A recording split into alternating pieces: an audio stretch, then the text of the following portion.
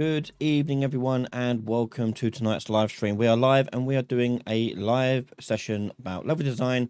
This time we're celebrating Blocktober and talking about blockouts and how to get started blocking out a level using the various tools available to you inside Unreal Engine.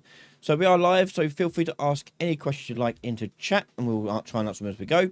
But yeah, we're about to get started, I think. So hello everyone in chat. Good evening, Little John, Talden, hello, Omega, Anonymous Gamers, hello, JJ, hello, how are you all doing? Hopefully everyone's doing okay. I'm going to jump into Unreal here. Hi, Rusty, hi, Storm, how you doing? Let me know if the volume here is peaking too much or anything to adjust. Hopefully it should be okay. Hey, hello, everyone. Okay. So, right, to get things started, I'm going to do a brand new map. So you've got a blank slate. My blockout, we'll call it. And open it up.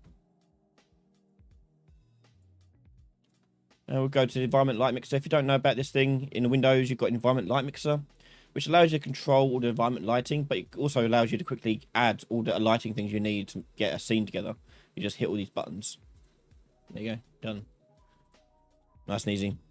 Okay, so what we're doing here today. So as I said, it's Blocktober. If you don't know what Blocktober is, it's a time of year where game developers share their blockouts of the levels and how they're blocking out their games, from AAA to indie games. All of it's really fascinating. I love doing blockouts on levels. But one thing I've done in the past is I've pre-generated the blockouts. I've made them before I start the live stream. So what I'm going to do today is give you a rundown of how I get started in doing a blockout, what kind of things I do, how I measure things up, how do I test them, and what are the various stages we go through when blocking out a certain level. Now, prior to starting any sort of blockout or any sort of thing like this, you best have a design on paper. Paper designs are going to be crucial as they're very quick and easy to edit, and it gives you a rough starting spot where you need to go when you are working on your maps. So for context here, we're going to do a first-person shooter map, and it's very important to narrow down the context because that's going to change a lot about how you compose your scenes, how you lay things out, and kind of spacings that you need.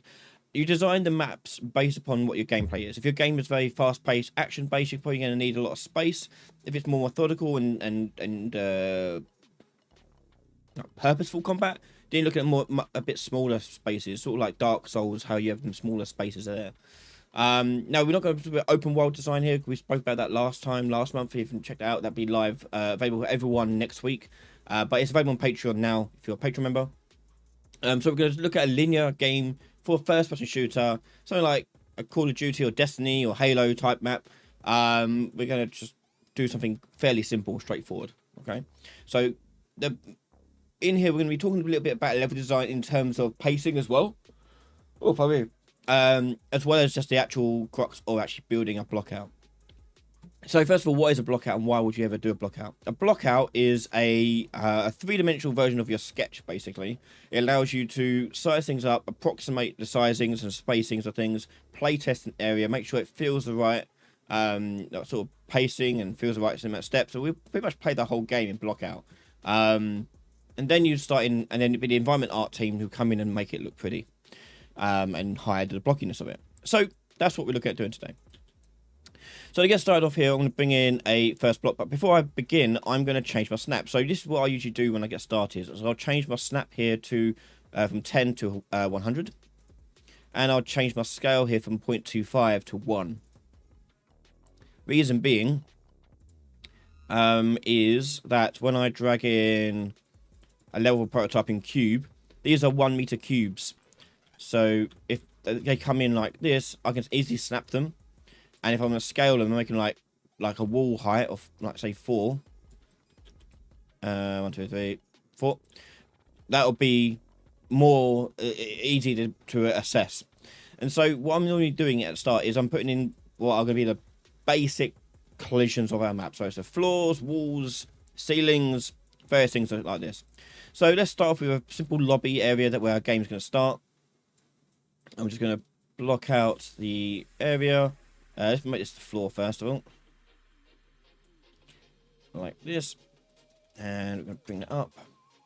So making heavy use of the the Alt key to duplicate things makes it much easier.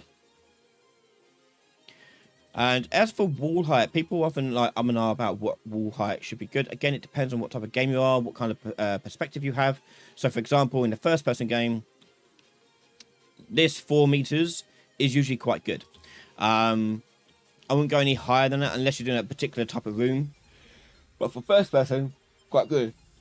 Oh. Now, obviously, if you're doing like a more zoomed-out game, like a third-person action-adventure game or a top-down game, the walls would be higher. To account for the camera movement. But when you're first person all tucked in like this, 4 meters would feel more realistic. It'll feel more like real life, like usual height of walls. So when I usually get started building out my little base room like this, and it gives me the general building blocks I need to do what I need to do. And I'm just going to put in the player start. And right now we're just worried about navigation. So we're going to set this setting in a military war zone that's going on, and like a semi-futuristic war zone, I guess, of a little city where something's blown up and being attacked, made by aliens. I don't know. So we're looking at using a structure of like building-like structure mixed with city-like structure. So whenever you start planning out a map, you want to basically list out what kind of things that your map is going to be, what kind of settings it's going to have, its purpose, its context. It's going to matter a lot about what you're playing with, because as you're doing a block out, you're kind of imagining the spaces that you've got, and obviously you should have this done on paper first. So you'll see like 4 meters is quite good enough for this. Each one of these bigger squares is 10, so it's 10 meters by 10 meters. Oh my god, can't help you. Do you have a multiplayer series? I do. I need to update it, but yes, I do. So just make sure I've got my phone out in case I'm needed. So we got a basic sort of lobby area. We're going to start the map, and usually lobby areas are going to be safe spaces. They're just there for you to just acclimatize yourself to the environment and get you used to just walking around and so on. So I'm just going to just drag this out a bit more. Like this. And let's say now we're going to go out into a main corridor. So I'm going to bring this out here. And we're going to put in a little gap there to indicate the different room. And we'll block that out like this. I'm going to give you some tips about how to propose your levels as well in a second. So, one thing you'll see me doing a lot of is, in a first-person shooter, you need lots of corners and cover and things like that. So, making use of architectural, like, columns and doorways is very crucial to these sort of games.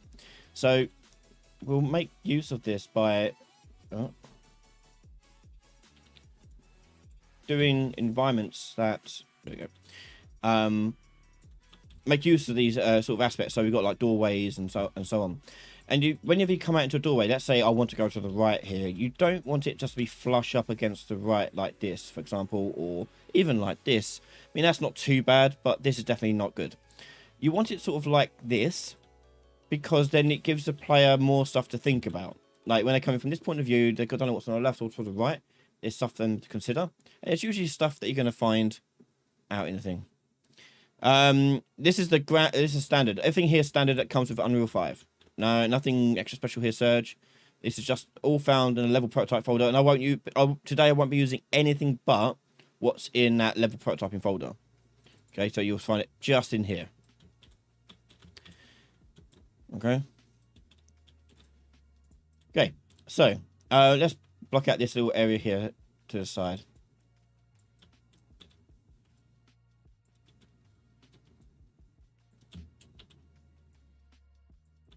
Okay, and I'm going to show you today as well a mixture of geometric and non-geometric shapes, and more natural shapes. So starting off here in like a building, so a lot of right-angled corners, but I'm going to show you how to like cave structures and more natural-looking environments as well. But yeah, we're going to go across here, And we'll block out. So the main thing you're doing right at start of the game, start of the level, sorry, is blocking out the main walls and floors where you're sitting. Nothing is final. Nothing is now down. You're just blocking out where things should be there. And that's one is in avoiding modeling tool. I thought it would be a modeling tool base. Still useful knowledge. Love to. We may get to the modeling tool, but you don't need it. The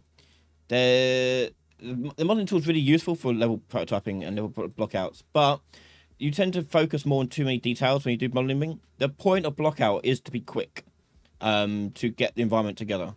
You're usually not fuffing about with like little details or making sure the corners are right or anything like that. You're just blocking out the rough space. So the main thing you want to test for is that does it play right? Does it take the right amount of time to get to places? You know, can I navigate this environment just fine? Is there anything I need to be aware of? That sort of breaking the game, breaking the map. So you put in like basic gameplay in here. So you're not really worried about the models, but you can do, obviously, we'll be getting into that in a minute. Well, not in a minute, but later on, when we do the more finer details. Okay, so I'm now going to put in some elevation in here too. So let's just put in some elevation by using my ramps, which will count as our stairs. And make them quite wide. Make them 4 wide. So same as our doorways. I'll make them 4 wide. And I'm going to go 1, 2, 3, 4, 5, 6, 7, 8, 9. I'm going to go 9 out and go 1, 2, 3, 4 up. Okay? And you want to be careful not to make them too long or too steep, because in real life, there's like a rule for stairs not to be too long. So we tend to like make them a little bit easier to, a little bit more consistent in how long they are.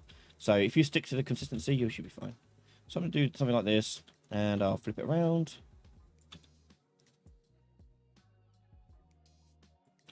And raise it up.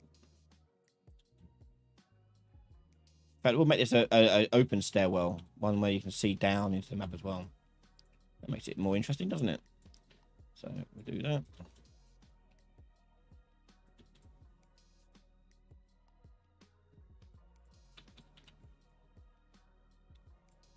And I'm going to go 4, keeping it the same width as my stairs, as the landings here. Okay. Okay. So when I'm doing stairs like this, we're going to have a little problem here, because I want there... Imagine if this stair keeps going up and up and up and up. The landing for this bit won't line up with this bit here. So I'm going to just push these out a bit further. And put this landing here. So when I put one up here, it kind of lines up and doesn't look too out of place. Yeah, it looks a bit more natural. And we're going to make it seem like we're on like a higher floor. So what we'll do is we'll make the stairs on this side go down as well. And... Oops.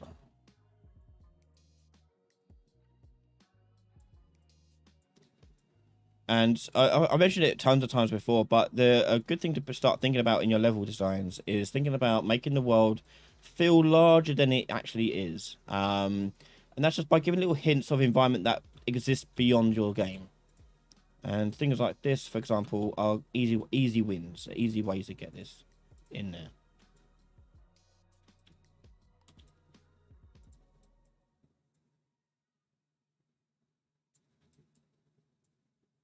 Okay. And so on and so forth. So let's put in our walls now.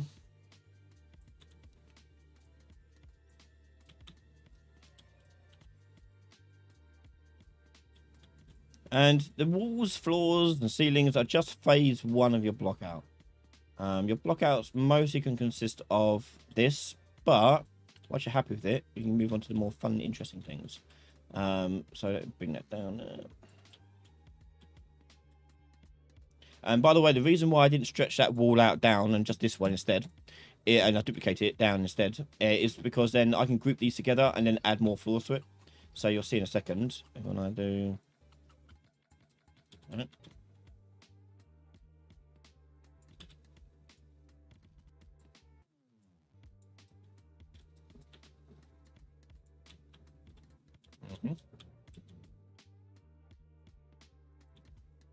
So I can select this, this, and this. Okay. I'll probably. No, hold on. I'm gonna go.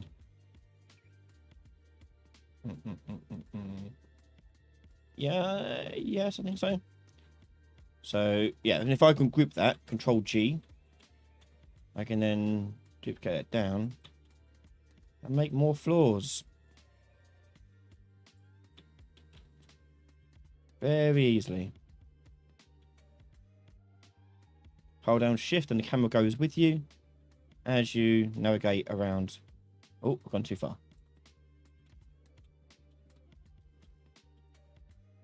Where are we at here? So here I've got an overlap. We just want to delete.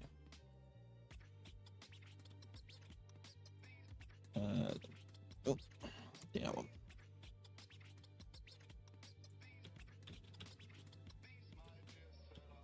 Okay. Whoops, I forgot to block out the rest of this one.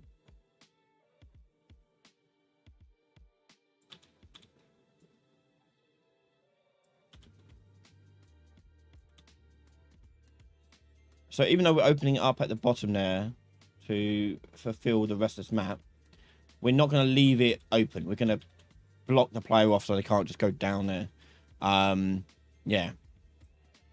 Hello, Brian. Is there a reason why you're not using geometry brushes and just static meshes? No real difference. You can use that for geometry brushes if you want. I find the geometry brushes are a little bit more finicky to use. If you don't know what they are, basically, everyone. They made them a bit more hidden in Unreal 5, but you can get to them. You just go to Window, Place Actors, and you'll find them there. So you can use these instead if you want.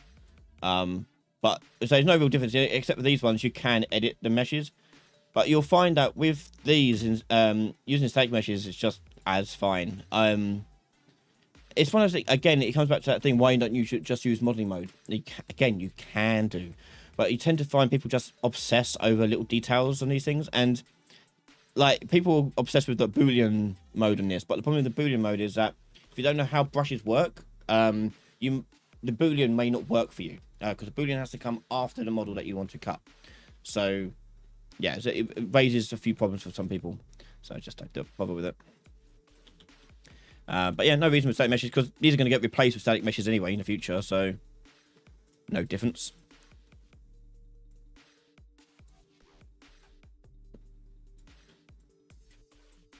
Okay. So now I'm going to put in the wall for the door. Oh.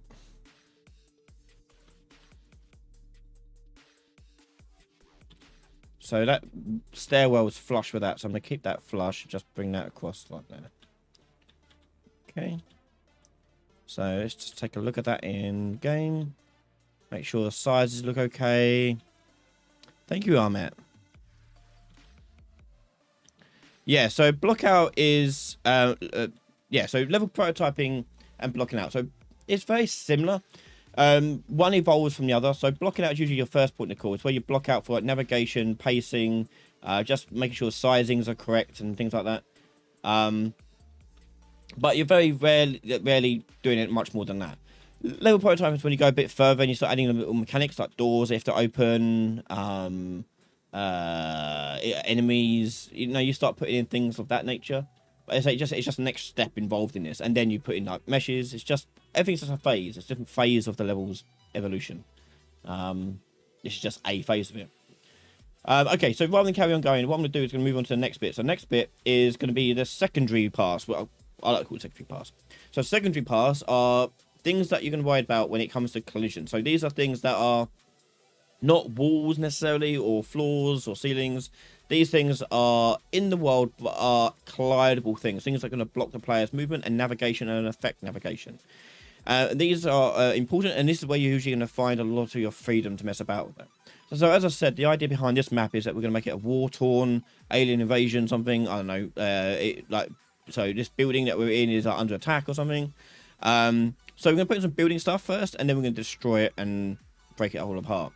So first thing I'm going to do is I'm going to put in some little details such as banisters for my stairwell here. So I'm going to make a little basic banister to test this out with. And what I tend to do on this one is I'll change the scaling down to 0.25 or yeah, point 0.1,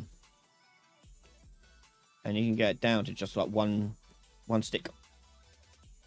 And I usually leave it like that. And your spaces apart, like 1, 2, 1, 2, 1.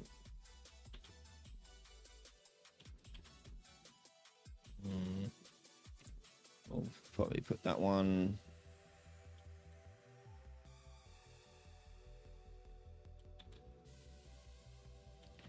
Yeah, we're gonna get not a nice finish on this one, but that's fine. We'll just make do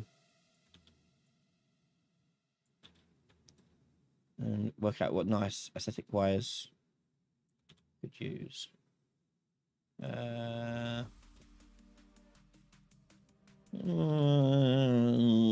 Something like this. That'll do.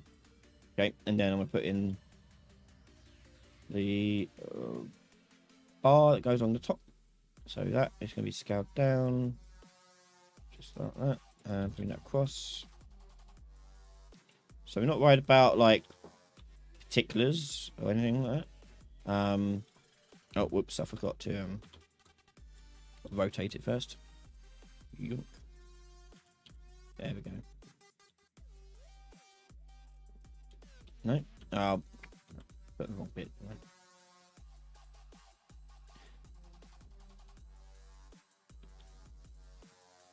Oh, screw it, I'll just change the move setting. There you go. If you, by the way, get like confused where things are, hit F and it'll focus on it.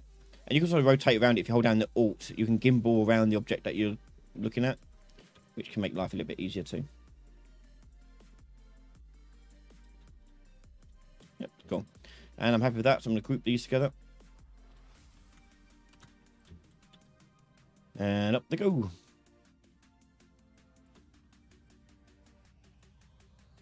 So every time you do this, you have to let go of the button. Don't forget. So you have to let go. Push it again.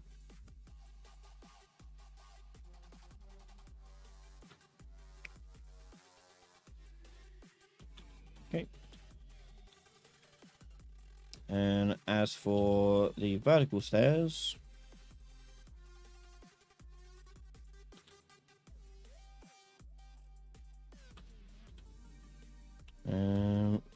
we're gonna go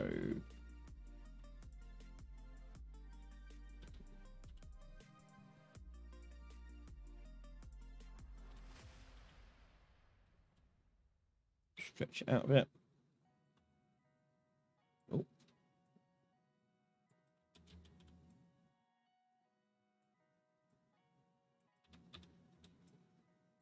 Okay. I'll do that, and I'll tuck it into itself and rotate it to try and keep it the same sort of level as the floor. So it's probably a 45-degree angle there. So I'm going to change the angling here to be 5. Maybe it's in between that. That's going to be an odd number. Yeah, it's an odd number.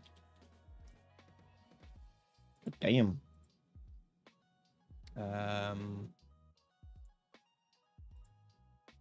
me just do. Poop. That's okay. We'll just do it freehand.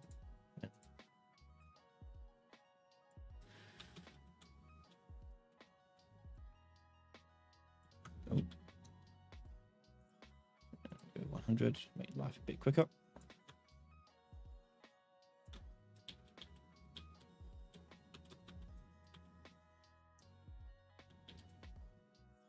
Yeah, Control G, very useful.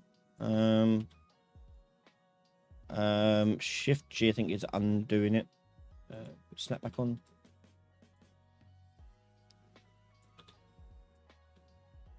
Hold down Shift to move the camera like that with your thing. Keeps it in center.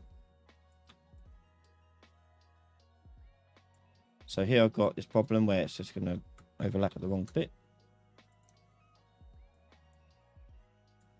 Change it from world space to local space. And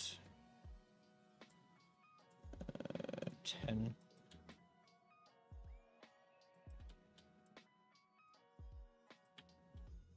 Back to 100.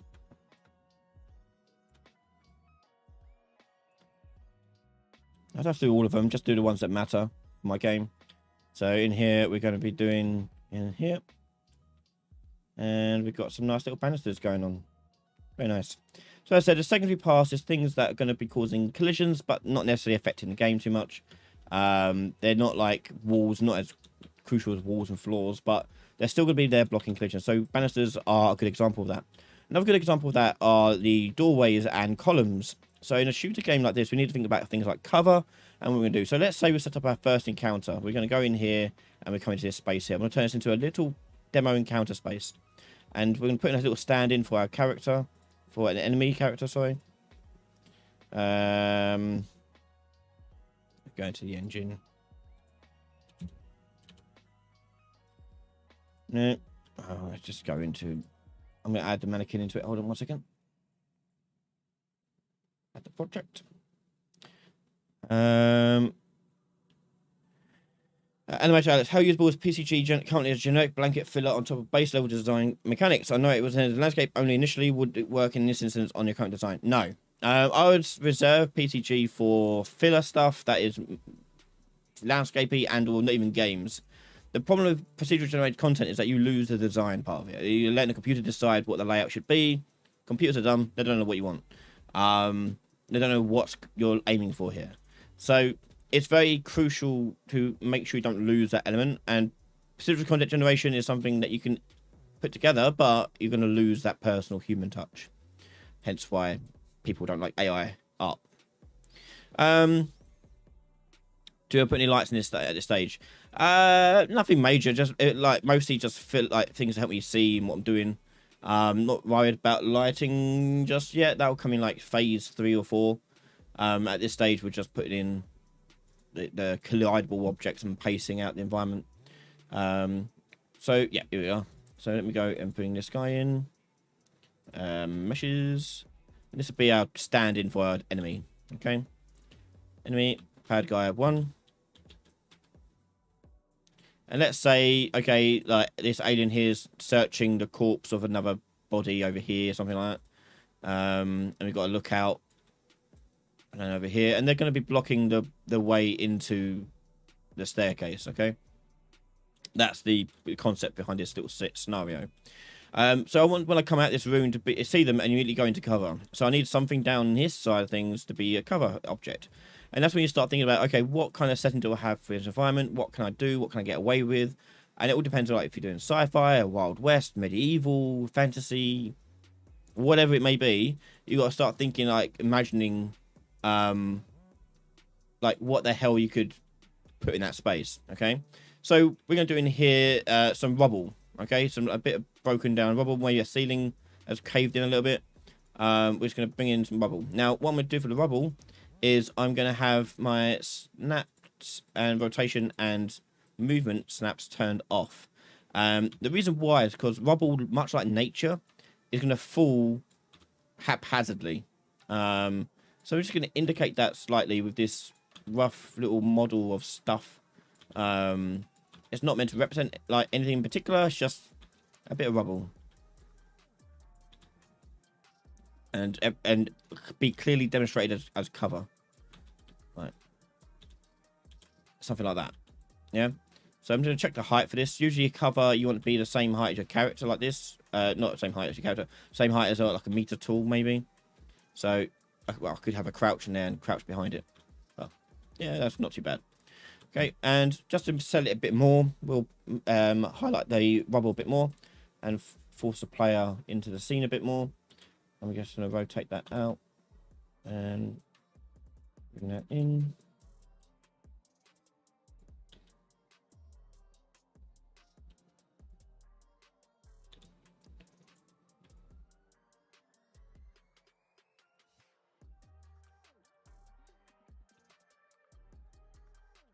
Something like that. So imagine that's the ceiling dropping down. I can even offset that so it doesn't look like it's lined up perfectly. Something like this, something like that. We got like this. There we go. Okay, so we got this first scenario set up, and I want to draw my players' attention to the conflict that's about to happen, so they can learn they've got to look at these guys and get past them. And as soon as they step around here, these bad guys are going to start doing something. So let's draw their attention to it, and also not think they have to turn left. So immediately this here is going to help, because it's going to help draw their eye to it and make them want to look at this. But I need to think about, okay, what can I visually do to help them point in that direction? So one thing I'm going to do here is I'm going to put in a window of some sort. So I'm going to bring this... Oh, hang on. Let's turn snaps back on. Bring that down back to 1. Okay, and that's going to be my little window base. And we'll go up like that. And we'll do a wall. Yeah, if you could do the whole level in cubes, you're living. It's kind of something nice about it. I don't know what. I kind of like the look of it. But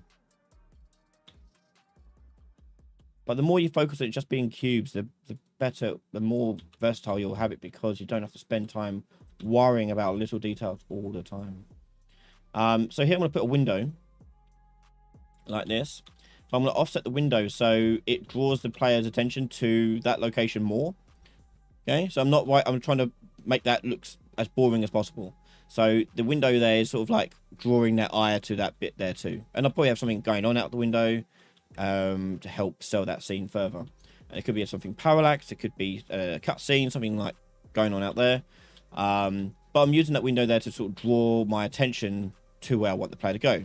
Okay, so I want them to go look right. Even though left is still open to them, they can go back here and, I don't know, whatever. Maybe there's more cover, I don't know. But I want them to be here. That's where I want them to be. And it's all about composing that shot. Like, I want them to be here and see these guys at this point. I do not want them to see them at this point. I want to see them at this point. So let's think how we can block this out. Well, we've got the idea of rubble. Maybe we can continue that theme a bit further. Maybe I can bring out my rubble pieces out like this and just start blocking that line of sight a little bit. Maybe I can use this to also angle the eye line of the player to look at that particular direction. You know, something like this. So using the angles to frame the action that I'm going to have happening. So when the player goes that way, they're not going to see him straight away. And then they come around here. And it's sort of framed perfectly within this frame here. And that's what we're constantly doing, is looking at ways how we can compose a shot. It's very hard to compose shots in games because the camera's always moving. But it's up to us as level designers and game designers to try to control where the player's looking at any one time. Try to draw their attention to where you want them to be looking at. So I want this to be looking over here. Okay. Now, one thing I can also do to help trigger this is have some animation going outside that's going to draw their eye to make them look at the animation and see these guys. So let's say we've got like a ship or something we're going to fly past. So let's bring in like a ship of some kind. This is going to be our ship standing.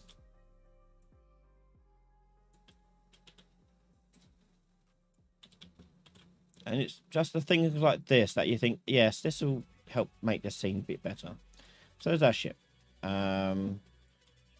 Or helicopter, or, you know, whatever.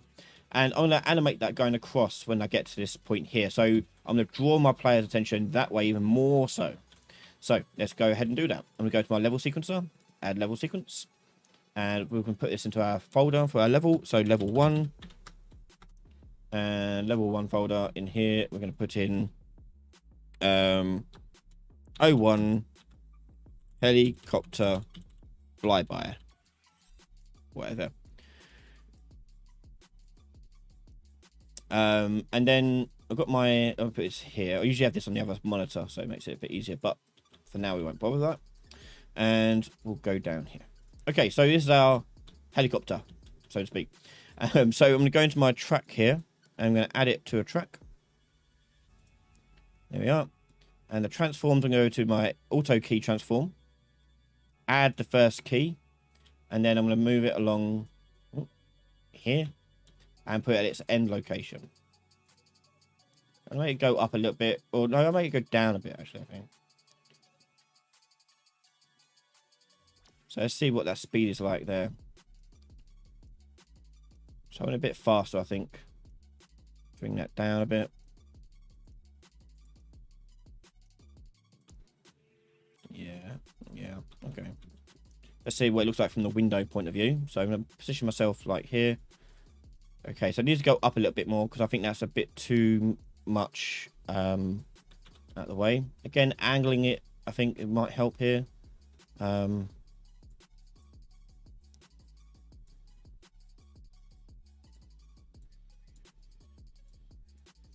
that. Bring it up. The further you move away from that little portal, we call these windows sort of portals. The further you move away, the more obvious you'll see it because it'll take up more of the frame. Yep, okay, I like that. Okay, I want to make it a bit more flight-like. I'm just going to go into the middle here and just bring it up a little bit. So it's got a bit of a curvature on it. Like that. Okay, something very simple like this, okay? And it may cause like rubble to fall down as well. I could do that. I could bring in like some sort of particle effect to trigger up here. You know, whatever. But anyway, that'll do for our basic setup here. Make sure that looks like, yeah. So I'll bring that off stage here like this and save that and close it. Okay, so now I want to trigger this thing. I'm going to make a trigger volume. Volume, trigger.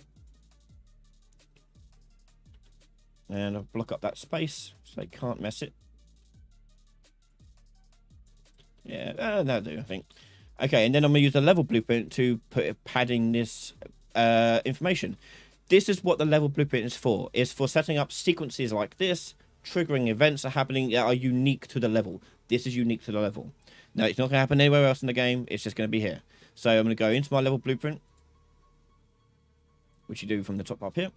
And in here, with the box selected, the trigger box, I'm going to right click and you go add event for trigger volume 1, collisions, actor begin overlap. And in here, we're going to check that the overlap of the other actor here is the player character. So it equals to get player character. And then put that in like this. And now I'm going to trigger the thing. Question, why do we not use 3 modular assets on the marketplace? Totally could do, but you don't need to. I just really wanted to show people that you could do a lot with just boxes, basically. Essentially what it was.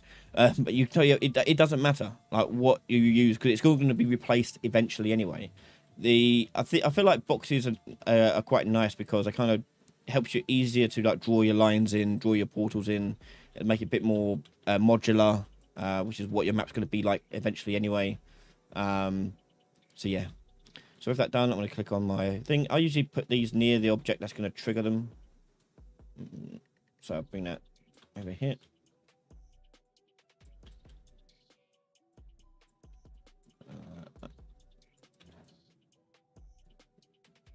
Something like that. Yeah. And then I'm going to go back to my level blueprint. No, you don't need to cast the character variable and begin play or anything like that because I'm just checking that it's a player character that walked into it. That's all. You only need to cast if I need to change the reference over to the player character. In this case, I don't because I don't need to access anything on the player's character, like its variables, its functions, or anything else like that. All I need to do is access and compare it with this other actor. So if I'm just comparing, a simple equals will do just fine. Okay, so on the true here, we're going to create a reference to the helicopter flyby. And we're going to go from there and just do play. Sequence player. And you probably want to do this as only once. So we're going to do once. And chuck that in there. And that's it. So now I'll go through here. We're going to trigger a little scene. Like that. And it's going to draw my eye to look this way. And that's when I'm going to bump into my little chaps over here. Okay. They could have audio going off too. It's just a nice way to just draw the player's eye to these various things. So if they're like curious, like, oh, what's that? And like, ooh, they make like shaking camera, you know, things like that. So animation is a great way to draw the player's eye and attention to certain things too. So yeah, all very good. Okay, so that comes up to our scene here, and we're going to say, okay, well, these guys are now going to mess about and drop down into like cover maybe. So let's chuck in some cover for them to fight back with, but not too much because This is, I'm thinking like at the start of the early of the game, therefore I don't want them to be like too good or too well protected. So I'm going to put it against a wall like this. I'm just going to put in something here. And that'd be my art team to figure out what this should be. It could be boxes, could be crates, could be rubble, could be a fallen vending machine, sofa, whatever it may be. But if I want to indicate that it's something a bit less permanent to building, I could just rotate it a little bit. Like that. And then I can also use this rotation to sort of direct to flow the player when they get past it into the doorway here, which I need to go to. So we'll do that there. I'm going to bring another one back here in case they want to bring it back. I'll bring back here. Like this. And we'll go...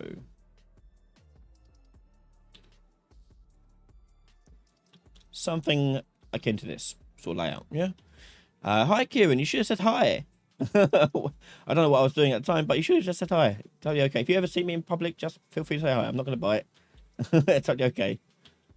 I spoke to a fair few people yesterday at EGX, so that's kind of cool. And my next one I'll be, by the way, at is India Game Conference, so Game Developer Conference in November. So I'll be there in India for a couple of days. I've been Thursday and Friday. So if you're in India at the IGDC, look me up. Look out for me. I'm there. I'm giving a talk on the Friday. I think it's Friday. I'm giving a talk there about online multiplayer and how we take note of various things inside Mimic, like how to be like for like lag mitigation stuff. So yeah, I'll be there at IGDC. Yes, as well. Yes. Okay, so we've got a little setup here going quite nice there. Okay, cool. Okay, so I quite like this scene here, what I've got going on here. So let's say I successfully killed the bad guys, they're gone, the aliens are gone. But now I've got this doorway that I want to entice the player to go into. Okay, I want to bring I was at the booth, Isle of Lyle in the Reds game area. Oh, again, should have just waved. Waved me over.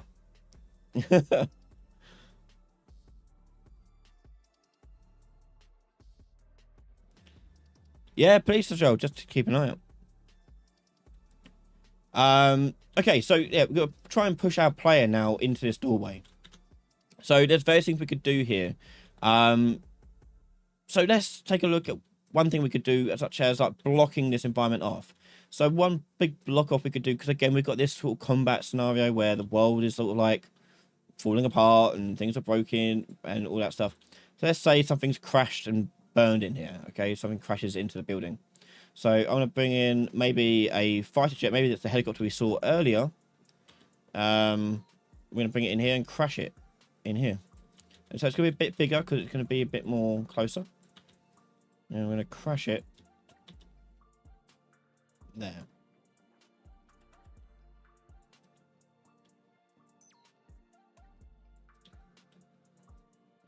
Something like this.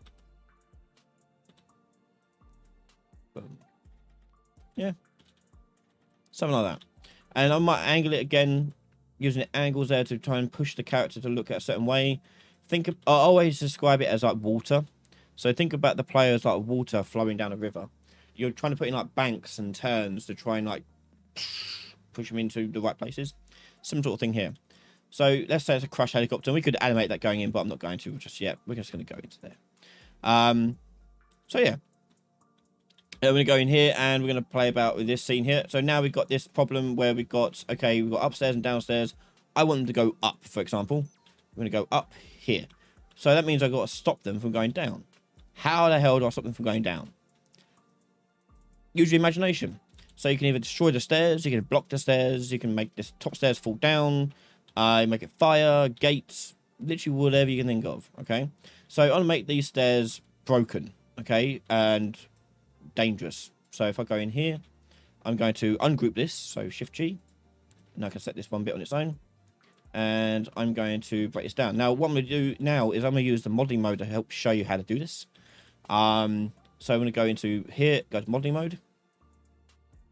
And the first thing I'm going to do here, you need to duplicate the mesh, because if I change this one, it's going to change all of them, which I don't want to do. So I'm going to go down to, I forget where they put it now. No, mesh. Nope. Attributes. They moved it all around. I don't know where they put it all. I don't know what the logic is behind this stuff. Nope. Create Xform. Xform. There you go. Xform. Duplicate. Accept. Okay, so now I can edit this one and it won't affect any of the others. So now if I go in here, I can now break this apart. So I'm going to do here is I'm going to make a funky little shape. So let's go into create. I'm going to do extrude polygon.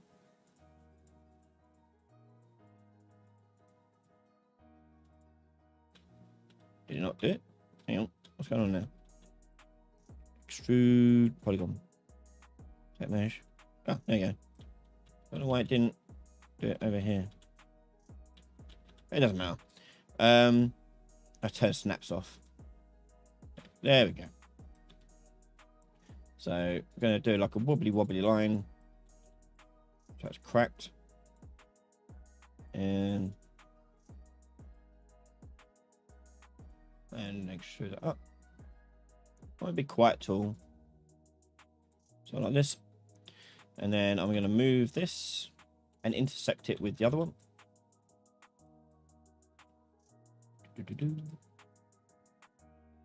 Down there.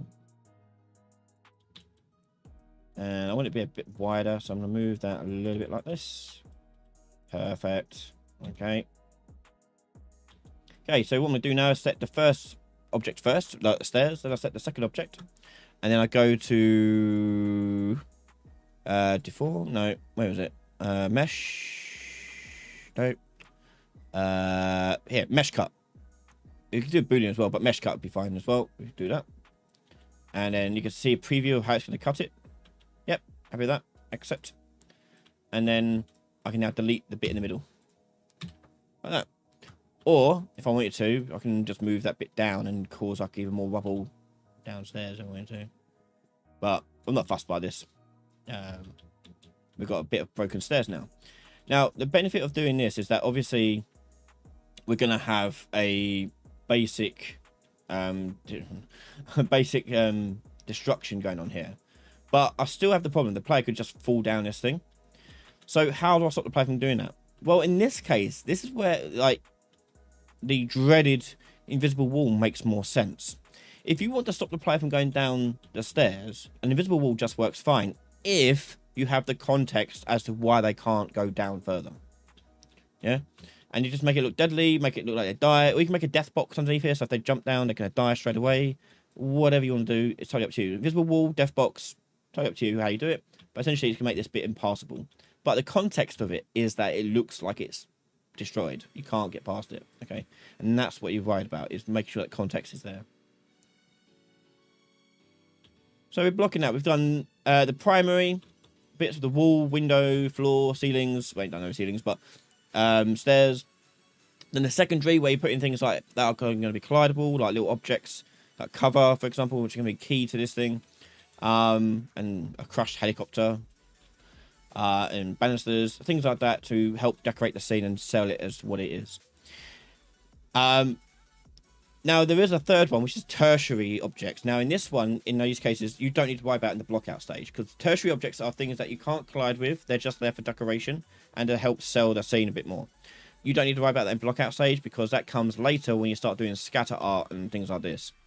Right now, you're worried about just setting up the environment space to be playable in, like this, okay?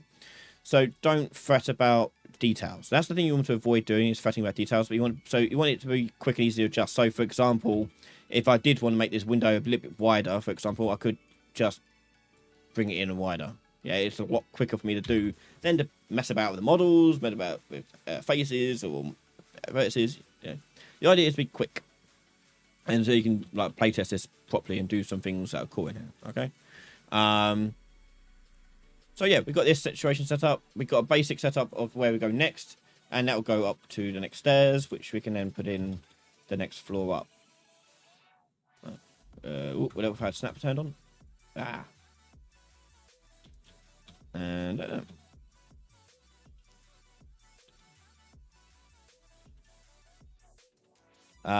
yeah, and then we go and go in.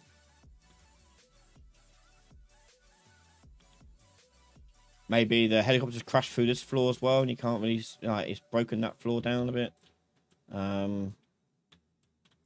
Whatever.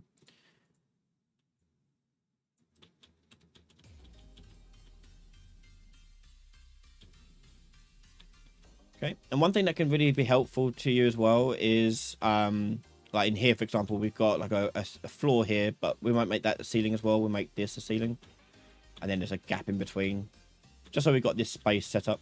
One thing that I might find quite useful as well is making use of layers to hide and show certain areas. So if you want multiple floors in here, you can use layers to turn them off and on. Ceilings, I usually do it for ceilings, so it's easy for me to just look around and test out different things. But yeah, so you just block it out with all these different bits and pieces.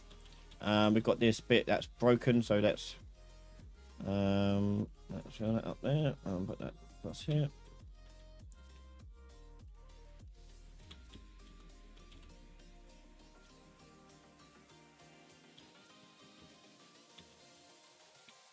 Go like this and just rotate it around to get that vibe of destruction.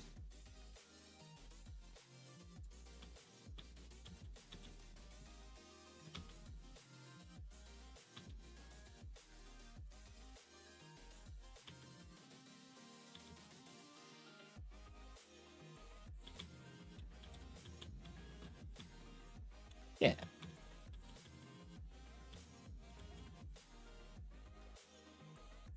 And that's essentially where you're starting with. You're doing indoor geometry blockouts. And if you've got lighting issues like this, by the way, where you've got you don't want to worry about the lighting just yet, one thing you can also do, if you go to your directional light in your selection mode, add another directional light to your scene, it'll blow it out and be very bright. But if you just put it into your scene, I'm just put it inside here, and then go down and turn shadows off.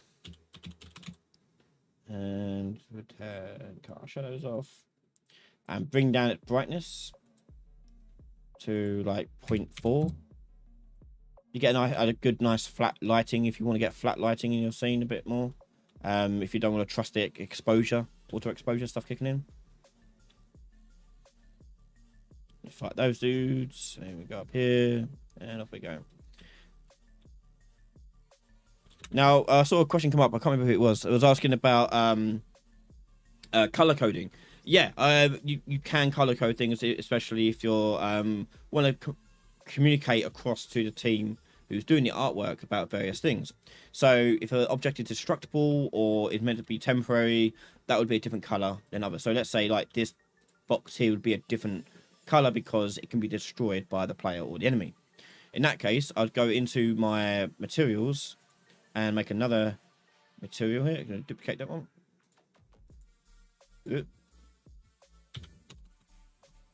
And we'll just do like orange. Open it up.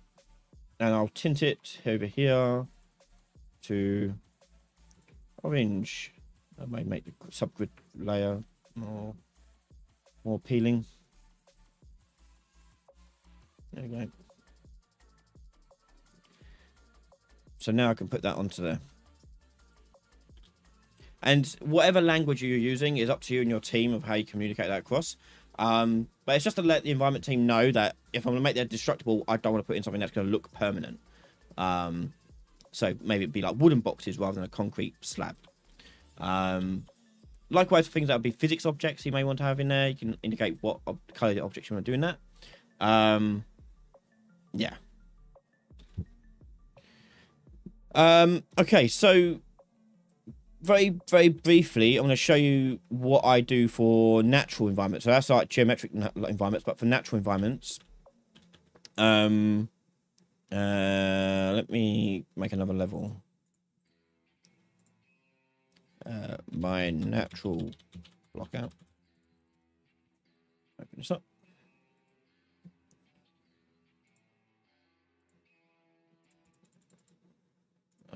And then you can use landscape to help you do this if you want.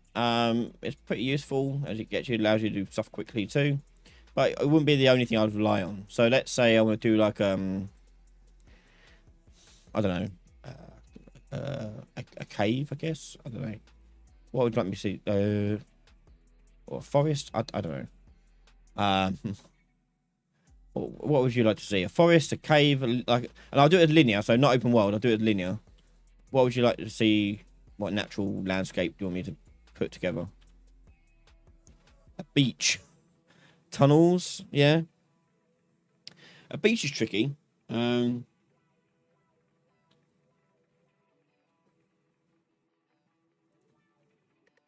do tunnels. Kind of like the idea of trying to do a beach. It's quite tricky. Forest. And we're not gonna do a whole island. We should do a small section. A forest again. Okay, well, let's do like a forest sort of environment. So I'll normally get up a load of like Pinterest boards up of like forests and environments and look out for things like this. But I'm gonna do a little simple forest layout here. So let's do a very simple like U-bend of a level. So usually I mark out like where my landscape is going to be going, and I'll work out the sizings of it that way around to get started. So let me just put the player start in. And then I wipe out putting the rest of it in. Player start. Okay. So let's make this a forest. More straightforward forest with very basic, very linear. So not so open. So that's the thing the trick with natural environments to make them look less natural. Why is a beach difficult? Typically, beaches are flat. Not difficult. It's difficult to make it interesting because they're usually flat with either cliffs or greenery and water. So it's a bit tricky to do good level design with beaches. Typically. So yeah. But we'll do a forest. Okay, so let's bring down the brush size a bit. I usually chuck on clay brush because it allows me to do a lot more changes very quickly and get more harsher shapes which suit my sort of level design for a linear natural environment more. Okay, so I've got to make this try and look semi-decent. So for a linear level. So when you're trying to do in natural environments, you're trying to avoid any sort of straight edges. You're trying to make it less uniform, you know, whatever it may well be. Let's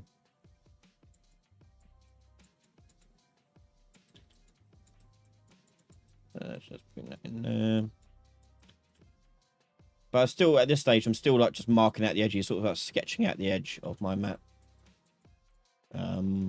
We'll go around there, for example.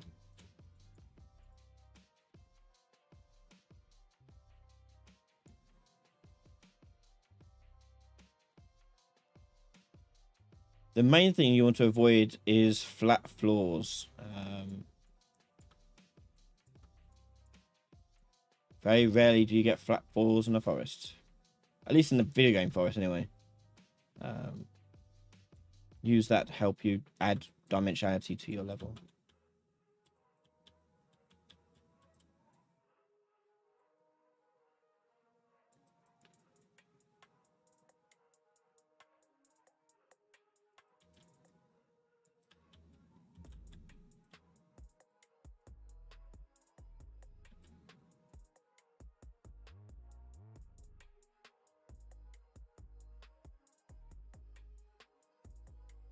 Okay, right. Let's start putting in the actual meshes in. So for this, as I mentioned earlier, when you're placing your blockouts, you typically aren't keeping the snaps on. There you go. So I'm going to turn the snaps off and start bringing in my level prototyping cube, my magic cube, and ramps and things. And so this is where I'm blocking out like where I want the world to go and what I want it to do. So let's say we're starting off in this environment here, and we've got so it's a forest, so trees are going to be a big thing, but roots as well for trees maybe. So maybe this would be like a tree root going on over here with a big tree going up this way.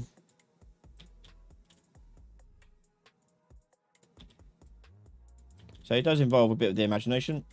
You need to do stuff.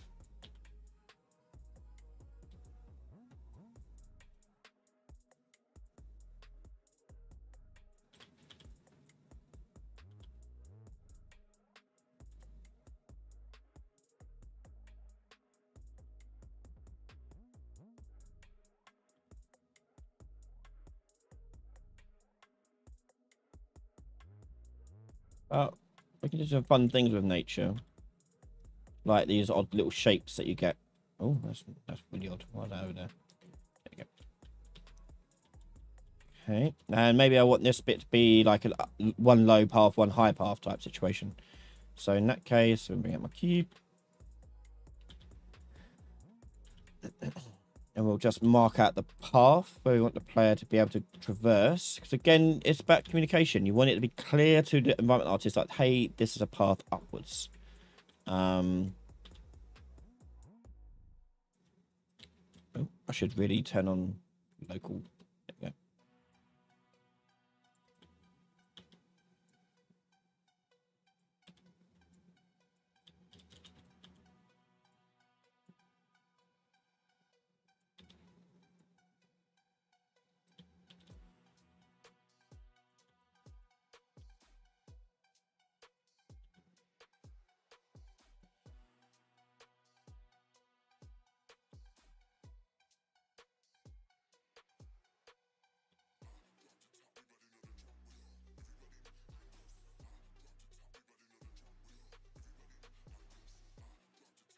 So the landscape sort of acts as sort of like my stencil template of what I want it to be able to do.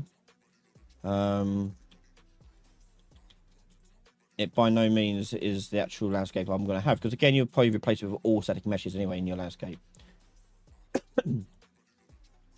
So yeah, so let's, again, you're going to keep testing it, making sure that spacing looks fine, navigation feels fine. Yeah, not too bad. We've got this spacing down here. And again, the same rules apply with composition, drawing the player's attention to it. So using the curvature of nature and angles of nature to help draw the player into the right way. Like, even though it's all grey and all the same material, it's quite clear which direction is the open direction. Yeah, using different depth and angles and different curvatures to bring the player to an eye line that they want to be following. Okay. So again, being a forest, trees are going to be a big thing of this. So let's just do more trees. And because I'm dedicated to using the cube, we're just going to put in more cubes. So over here, I want to bring in one that's low level still, but smaller than this one. We go down here. And because it's on an edge like this, we typically see trees are wonky because the roots have dropped down a little bit. So maybe it's then angling back up to the light, as plants do.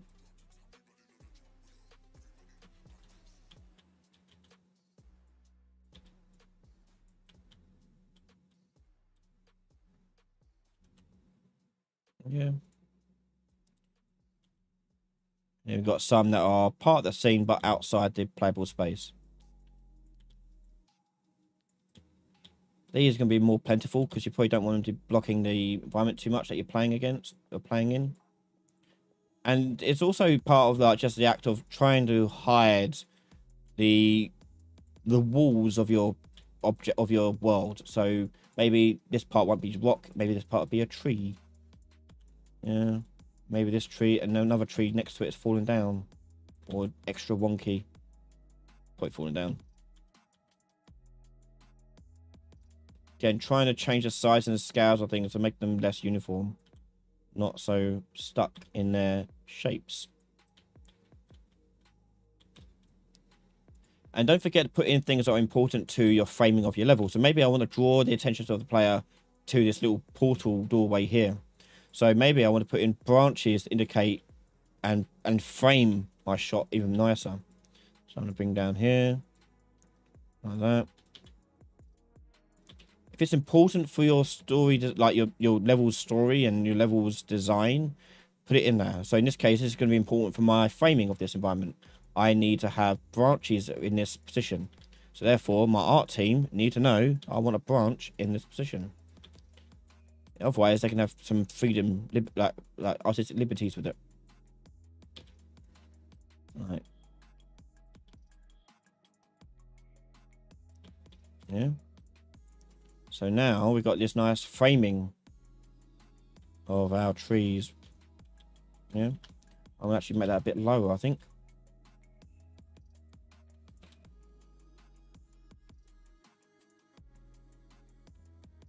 And angle it up a little bit too.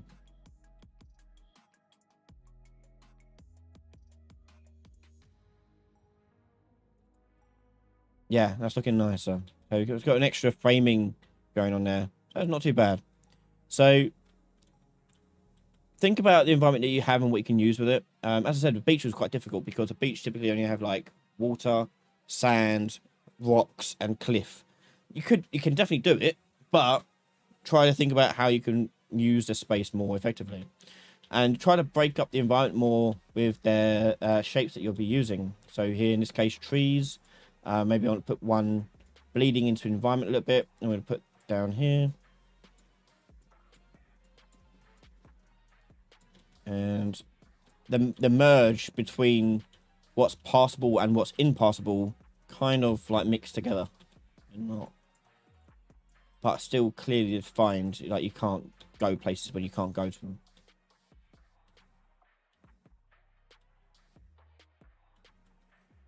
For beginner, I do suggest starting out learning nature level design first. Actually, for a beginner, I'd actually recommend doing man-made objects first, man-made structures and buildings. For the fact that it's more geometric, more easily to do modular. So I really do recommend doing a basic indoor sort of scenario first. Yeah, things like this are difficult to do as a first time. You do need a lot more imagination, a lot more creativity to play about with it more interestingly. Can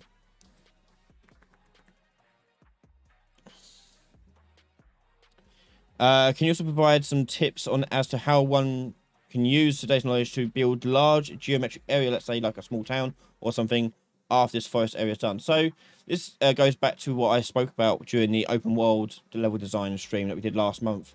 You want to treat your level that you're in, what the scenarios are in, as sort of like closed linear levels first. So think of how you can get from player A to point A to point B, with following the flow of the character, making it easy for them to traverse. And then you bring the walls down and try to make it more open and look more open, so they can choose to go a different way. A good example of that, if you look at the Whiterun town from Skyrim, it's a great example of a good town design. Like, yes, it's open, but you are all going to follow the same sort of path going through. So think about how they do towns in those sort of games. It really does help. With towns, it also comes in an extra level thing, because you probably want the player to go to certain like taverns and inns and houses in particular. So those things need to stand out and be on the critical path between point A and point B. So you want to make sure that they're there and very easy to identify. Yeah, but I won't be able to go through it in a lot more detail. So I've done a lot of it in the open world session, which is available publicly next week, but it's over on Patreon right now if you want to watch it there.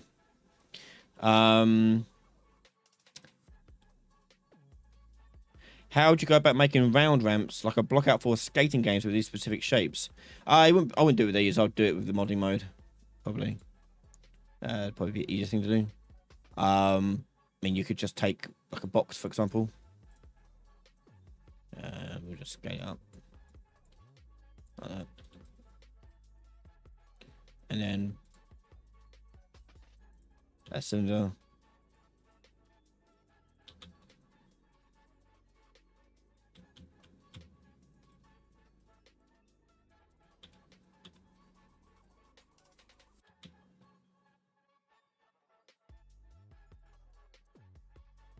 Yeah.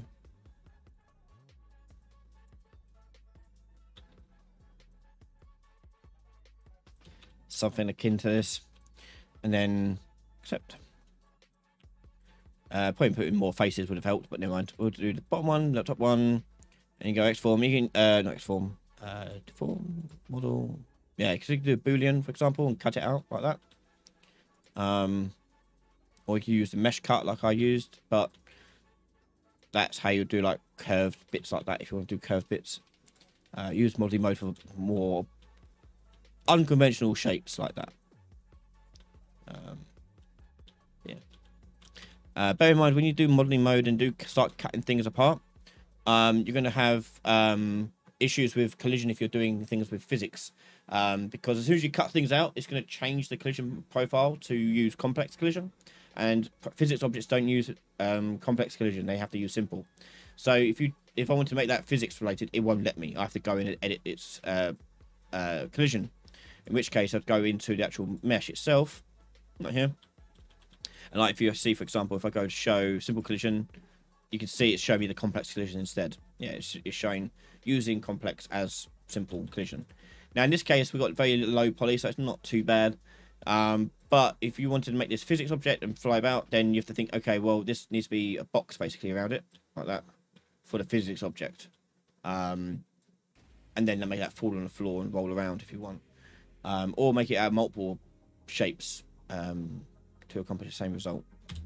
But yeah, that's something to be aware of. Yeah, so you can do custom shapes like that.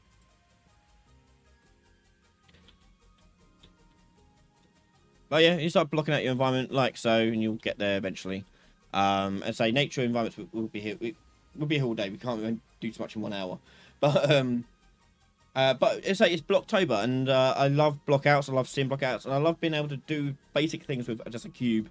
You can do quite a lot. It's just a matter of just using imagination, and it's kind of nice to try and force yourself to use just like basic shapes to develop your environment, because it keeps you focused on what's readable rather than what looks nice. And that's very important as a level designer. First and foremost is what's readable to the player, what's spatial to the player, and what's navigable by the player. Then you can worry about what makes it look nice and pretty and makes it go ooh and ahs to it. You can do whatever you want then afterwards. But yeah, Blockout. I love doing blockouts. I love seeing a good blockout. So if you've done any good blockouts, do share them on Twitter and tag me in them. I'll be very happy to see them. I love seeing them. It's a good time of the year to see Blocktober taking effect. Especially like October's a busy month. Like Monday's my birthday, so happy birthday me. Yay. My wife got me this, by the way. Hang on, I'll show you what she got me. I got it early because I can play with it before my birthday. It's the Lego Pac-Man. I can't wait to build this thing. It's going to be cool. And it's going to probably go up the top there, maybe. Don't know yet. We'll see. But I'm looking forward to building that. And then I bought myself, because, you know, treat myself. I got myself Metal Quest 3. Trying that out. Having a bit of fun with that. So yeah, all good. Build it on live stream. I don't know. I'll just want to get carried away and just go ahead with it. So maybe. Yeah. So yes, I'll be at Indian Game Development Conference in Hyderabad in November. The first week of November it is. So I'll be there I'll be at the event on Thursday and the Friday. Probably doing my talk on the Friday. So yeah. So if you want to come by, we're giving a talk about online replication and using Mimic to help showcase some of the things we've done in that to improve the lag mitigation and player prediction stuff that we're doing in that. So if you're there, by all means, come to the talk, say hello to me. I'm happy to have a chat and answer questions there live. Pardon if I'm very tired because of jet lag, but yeah. Other than that, thank you so much everyone for joining the live stream. If you want to support the channel, head over to patreon.com/Ryan Laley, and you can take part in the Creator Challenge. The Creator Challenge is a monthly challenge where you get to try and make something, upload it, and I'll give you feedback about the thing you've made. So I'm going through last month's ones now. That video will be coming out very soon with the feedback on that. So do check it out. Everyone who is a Patreon member can take part in it, and feel free to upload the project files for their submissions. As you saw yesterday, Dan is now started putting out his videos publicly. Over on Patreon, we got the full first series from him up there. His second series is done. I just need to upload it. And he's working on a third series now. Yep, well, yep, Dan's working through it. I know audio in the first series is going to be a bit poor. We're working on that and getting Dan a better microphone. But yeah, working through that. We'll work out those issues as we come. But as you see, we're growing the channel. We're growing our delivery of what we're trying to do here. And that's only going to keep growing as the years goes on. So looking forward to seeing what else we can do over the next year. Other than that as well, we've got a games jam starting on the 23rd of October. Feel free to sign up for that over on Itch. And then what else is there? There's so much. Oh, Mimic. Mimic is going to be available for wishlist soon, so keep an eye out on social media. I'll put posts on here as well, don't worry about listing that. But it'll be available for wishlisting on Steam and Epic Games Store soon. Just waiting for things to get approved and so on and so forth. There will be a Kickstarter as well for Mimic to get it like out the door and successful. I'm trying to do as many meetings and investment meetings and meeting with publishers and things like that, trying to do stuff with it and get in front of your hands as soon as possible. But we're looking at a closed beta probably by the end of the year. That's what we're aiming for, a closed beta. But all the gameplay is pretty much in there. It's just now adding animations in places and tidying up the UI. And getting it to a point where you could play it as a closed beta and not be freaked out by all the brokenness. Yeah. Can you upload a question stream from 93 to 99? Yes, I could just turn them all on if you want. Yeah. I always forget that I haven't gone back to them. And yeah, I could do that. But thank you so much, everyone. And thank you for the birthday wishes. I would say I'm going to enjoy it, but I'm mostly working that day. So thank you so much, everyone, for coming by and wishing me a happy birthday. Yeah, if you want to support the channel, head over there. And yeah, much love. See you all guys next time.